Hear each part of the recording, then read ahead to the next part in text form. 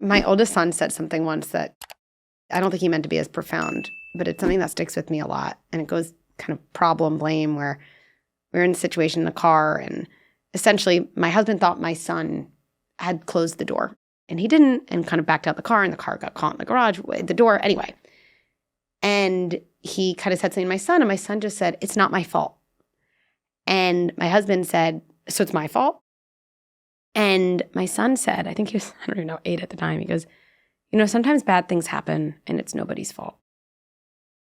And I think for parents, this is always true. Like when your kid is really struggling, is it a kid's fault? Is it a parent's fault? I feel like we're obsessed with fault.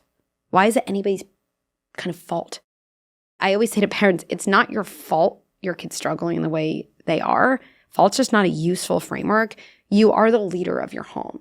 And if all the associates in some big company, were struggling, I don't think you would start an intervention at the associate level. Leadership would say, okay, it's not our fault, but like we're the leaders. So what are we going to do? Yeah. And it's not your fault, but it's your responsibility. It's your responsibility. Exactly. And the other thing is, I think when we become parents, it's not just like our kids' problems are our fault or our problems, but I see a much more hopeful framework where through your kids, if you want to take this on as a journey, you will learn everything you ever needed to know about yourself, your own childhood. By the way, you watch your partner's childhood play out, you're like, oh, that's how you were raised. I see it now. And there's so much learning, right? And that's hard. Learning is hard. Growth is hard. And it is kind of this amazing opportunity. Rather than my kid's problem being my fault or my problem, it could be like, there is an opportunity for everyone here.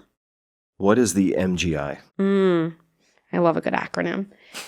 So when I was in my clinical psychology PhD program, I'd always hear these amazing people speak. And I'd go with my, classmates and be like, that was amazing. And I say, yes, it's amazing. But what are we going to do about it? And they'd be like, what do you mean? Just think about it. I really don't love thoughts without actions.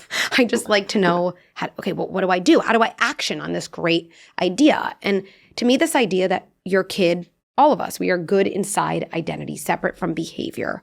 It's a very powerful idea, but I don't find it as actionable as I would like. So to me, the way to action on that idea is this idea of MGI. And to me, this is something in all of our relationships, even if it's just after the fact, at the end of the day, we can ask ourselves. And MGI just stands for most generous interpretation. What is the most generous interpretation I can come up with of my kid's behavior, of my colleagues' behavior, of my teammates' behavior? Because I think what happens naturally is we default to the LGI, the least generous interpretation.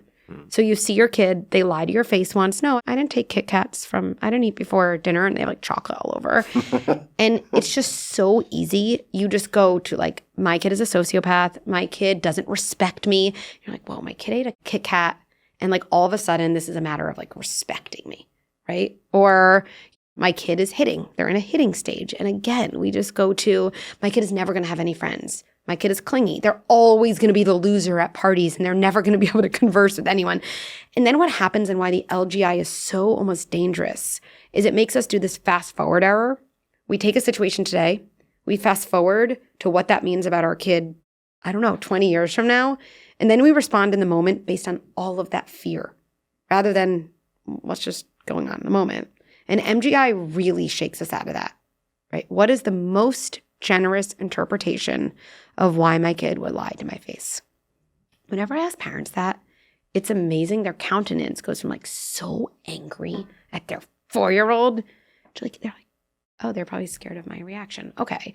And then eventually to like, what do I do? But the mindset we're in life determines the interventions we use. And I can promise you, as long as you're in an LGI mindset with your kid, with your partner, with your colleague, zero productive things can happen. And then we say, what do I do? What do I do? The answer is to stop doing from that mindset and ask yourself a different question to get in a more productive mindset, and then intervene from there.